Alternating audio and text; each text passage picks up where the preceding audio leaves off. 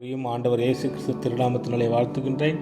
இன்றைய நாளிலே நாம் சிந்திக்கின்ற திருமறை பகுதி மத்தேயு 6 அதிகாரம் 26 ஆகாயத்து பட்சிகளை கவனித்து பாருங்கள், அவைகள் விதைக்கிறதுமில்லை, அறுக்கிறதுமில்லை, களஞ்சியங்களில் சேர்த்து வைக்கிறதுமில்லை, அவைகள் எங்கள் பரமபிதா பிழைப்பூட்டுகிறார். அவைகளை பார்க்கிலும் நீங்கள் விசேஷித்தவர்கள் அல்லவா?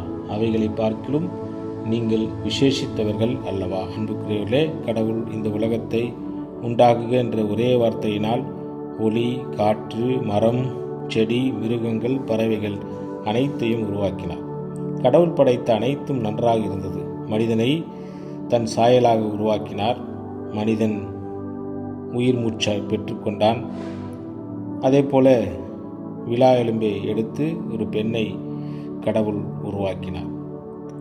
ஆகவே மனிதன் இறைவனுடைய தனிப்படைப்பு, அழியா ஆன்மாவை, இறைவனுடைய சாயலை, கடவுளுடைய சாயலை பெற்றிருக்கிறார். கடவுளுடைய சாயலை பெற்றிருக்கிற நாம் படைப்புகளில் மிக சிறப்பான படைப்பு.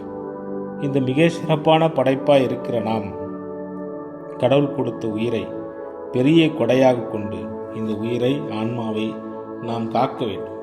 இந்த உயிரை மாய்த்து கொள்வதோ பிறருடைய உயிருக்கு துன்புறுத்தும் செய்கின்ற செயல்களிலோ நாம் ஈடுபடக்கூடாது. ஏனென்றால் இந்த கொடை, இந்த உடல், இந்த உடலில் இருக்கின்ற ஆன்மா கடவுள் கொடுத்த கொடை. இது கடவுளுடைய சாயல். இந்த சாயல் ஒரு நாளும் இழந்து போகாமல் இந்த சாயலை காத்துக்கொண்டு கடவுளுக்கு சாட்சியாக இருப்போம். கடவுள் இந்த நாளை நமக்கு ஆசீர்வதித்து வழிநடத்துவாராக.